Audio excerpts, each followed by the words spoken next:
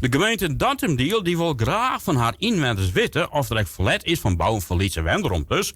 Maar ja, wat binnen die Lietse Wenderomptes en ja, waarom wil de gemeente dat graag weten? Dat is natuurlijk eerder verlet van of eerder een oorreden voor. Remke Veenstra en Jan-Anne Wiesma van de ruimtelijke ordening van de gemeente Dantemdiel en ik bedenk van het onderzoek. Klopt dat? Klopt. Ja, hè? Ja. Nou, een beetje heren. Een beetje. Ja, nou ja, eerst hier met een eigen ruimtelijke ordening. Voor de meesten die het nog net weten, die tussen luisteren naar de radio. Ruimtelijke ordening. Wat is dat? Ja, het gaat alles met het ontwerpen en situeren van woonwijken, wegen, alles wat daarmee vasthangen. Dus omgevingsplan, et cetera. Dat houdt het hele pakje een beetje in, maar het is wel heel beknopt zijn. Dus je meint je als het ware al een opzet van samen te trutje. Mag ik het zo beginnen? Nou, we delen eigenlijk de ruimte in van de gemeente. En dat is uw taak eigenlijk, de ruimte indelen. Dus, waar komt het water, waar komt het grien, waar komt de stritten, waar komen de woningen. Dus, het is eigenlijk een hele belangrijke taak die je hem hebt. Ja. En nou ga je hem natuurlijk betocht van, misschien weer het echt wel handig geweest om Lietse woningen in de gemeente Dantemdiel te zetten. Komt het bij je en wij dat idee of niet? Nou, in eerste instantie is het een doelstelling van de RIER. Het zit in het raadprogramma. Daarin wil ik zijn van het onderzoeken en ontwikkeling van alternatieve woonvormen. En dan is dit een type daarvan. Dus dan has het tiny house en de met de woning. Dus dat is een alternatieve woonvorm. Ja. Oké, en nou, je gaat doen een tiny house. Tiny house, wat is dat dan? Wat moet daaronder staan? Tiny house is eigenlijk een hele Lietse woning van eigenlijk maximaal 50 vierkante meter. En een tiny house is een beetje een onderscheid van een meter woning. Want er zit een levensfilosofie achter. Mensen die graag in een tiny house willen wonen, ben graag op zoek naar ecologisch wonen. Dus echt duurzaam, zelfvoorzienend. Dus echt op hunzelf. En dat is eigenlijk een tiny house. Ja, dat is hier, want je hebt hier een nog een benemen woning of zo. Bemeten. Dit is eigenlijk komt hetzelfde als een tiny house, maar dan hast die levensfilosofie er net bij. Oh. Dus dan was het echt voor het minimaliseren en dan was zelfs een Lietse wonen. Dat is vooral voor financiële redenen, dus op Lietse oppervlakte wonen. Zo'n tiny house had dus die levensfilosofie erbij, dus er was green duurzaam wonen en daar komen dan echt verschillende voorzieningen bij die er dan echt bieren, dus een verzamelgebouw bijvoorbeeld. Dus dan haast een oren behoeftes, een oren voorzieningen die Stefan Mast in die ruimtelijke ordening. Dus eigenlijk kijk een oren doelgroep, zo maar het begin. Het is eigenlijk zo'n oordoelgroep, ja. Ja, want als een tiny house had, nou ja, wat Joost zei van, het is eigenlijk meer meestal ecologisch neem maar op. Maar die hoort echt minder ruimte natuurlijk. Gaat het ook om de kosten? Bij meter woning wel. Daar is tenminste de kans groot dat mensen zo starters ook net goed een woning kunnen vinden of dat ze via de duur binnen. Dus dan is de reden om wat Lietse te wonen is eigenlijk al wel aannemelijk. Dus daarvoor is een meter woning eigenlijk bedoeld. En tiny house is meer echt van mensen die vanuit een levensfilosofie Lietse willen wonen en minimalistisch willen wonen. Ja, dus er zit verschil tussen twee huizen. Ja. Prijs is echt verschil. En dan meer een tiny house die mij zelf betaalt. Ja, zo, klopt het hoor? Ga je een tiny house bouwen wel of zo? Of ga ik dan nog verkeerd? Tiny house, dat is in principe, het ben gewoon normale woningen natuurlijk. Maar Ja. het is gewoon heel iets versies van. Dus het is wel gewoon koop. We kunnen echt zeggen, het is echt huur voor meidje. Maar dat is even wat de gemeente zelf beslist. Dus wat de markt behoefte naar had.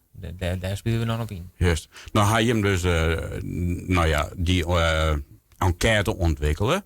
Helemaal hem zelf gemaakt. Ik nog connecties met oorgemeenten van hoor je hem dat niet of hoe ga je hem dat niet bijvoorbeeld? Ja, we hebben wel een vooronderzoek dingen natuurlijk. We hebben ook praat met de gemeente het zesde deel in Leeuwarden, want die tiny houses realiseert. Dus dat is altijd wel goed om kennis in te winnen bij die gemeenten. Ik van de invulling natuurlijk, hoe het alles misschien het beste kent. Ja, zeker, want dan krijg je wel heel veel informatie van hoeveel oppervlakte had nog zo'n kabeltje nodig of welke voorzieningen moet er dan getroffen worden. Ja. Dat houden we dus echt wel echt verwerkt in die enquête van dat we wel vreden zijn van ga je wel zien in om een moestuin gezamenlijk te onderhouden of ga je er net zien in. Dus dat is dus echt het verschil tussen een bemette woning en een tiny house. Yes. Dus er wordt wel heel wat onderzoek vooral om zo'n enquête te maken. Zeker, ja. Ja. Nou, het onderzoek hier en toen moesten we vragen natuurlijk. En die vragen hebben we via al jezelf betocht. Ja. Ja, ik in samen hang met onze communicatieafdeling. Ja. Maar door echt doeltreffende vragen. Er was net vragen of stellingen die dat is net informatie uit is. Nee. Want je zei al, statuswendingen, dat is natuurlijk een woningproblematiek. Jongeren die graag de huis willen, misschien dat die ook in zo'n tiny house waar je willen, neem maar op. Hadden meestal nog zo'n enquête invullen. Hè? Voor is nog bedoeld, maar elke niet invullen? Van jong tot oud? In principe maar iedereen invullen natuurlijk. Ja. Het is voor iedereen bedoeld. En mensen die er interesse in hebben, die kunnen natuurlijk ook invullen. En die kunnen we wel benaderen natuurlijk. Ja. Wanneer is die enquête voor start? Of never meer eerder online of net? Ja.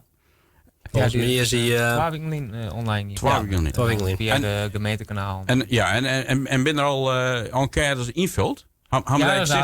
Er aardig wat respons, vind ik. Ja? Wat de verwachting wie, dan zitten we aardig op richting om dat ook te halen. Oké, want tot wanneer kunnen de meesten dan invullen, die enquête? Ja, dat is meteen wanneer we zeggen van nou hebben we hem online, offline. Ja. Dus dan als we echt zo'n doel hebben qua respondenten, dan zeggen van het is nou een aardige periode aan, dan hebben we hem offline. En dan... Dus het tijdsbestek, er zit een bepaald tijdsbestek om, maar je denkt van nou hou ik er al informatie, nog eens gebeuren, want dan ken je hem onderzoek natuurlijk ook waar verder meidje natuurlijk. Ja. Stel voor, op een moment, ik wil wel invullen, maar waar moet ik wijzen dan om zo'n enquête in te vullen? Waar moet ze dan wijzen? Nou, op Facebook hebben we hem te staan, op onze gemeentepagina, volgens mij zelfs op LinkedIn. Op Instagram is volgens mij laatst ook een story opzetten dat mensen kunnen invullen. Dus eigenlijk is er op alle gemeentepagina's wat te vinden.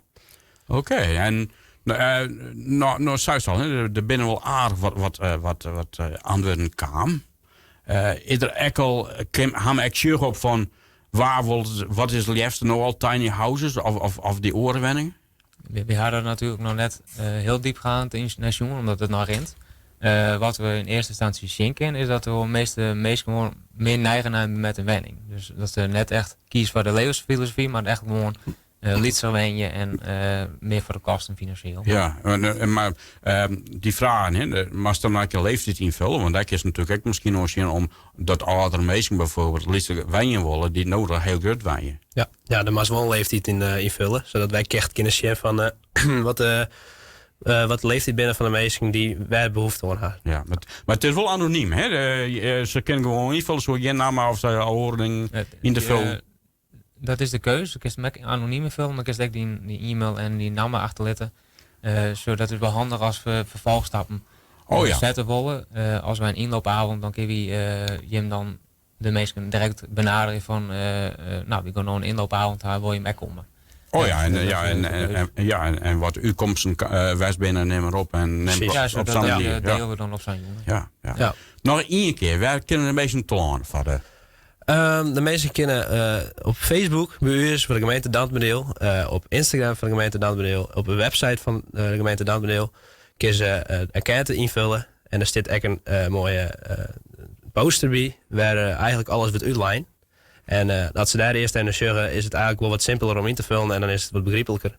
En hopelijk kunnen we daarna met de uitslagen mensen benaderen en stappen zetten om eigenlijk plannen te maken. Ja, en om de wenningbouw een beetje meer te sturen, zodat er meestal die plak rekenen. Ja, dat is de bedoeling, ja. Nou, hartelijk dank Remco en Jan-Anne. En ik wens je succes daarmee. Alles wat je nog dwars willen. Dank wel. En we zullen wel even op de website wat al je gebaren zal. Best. Ja. Tiger. Dank wel.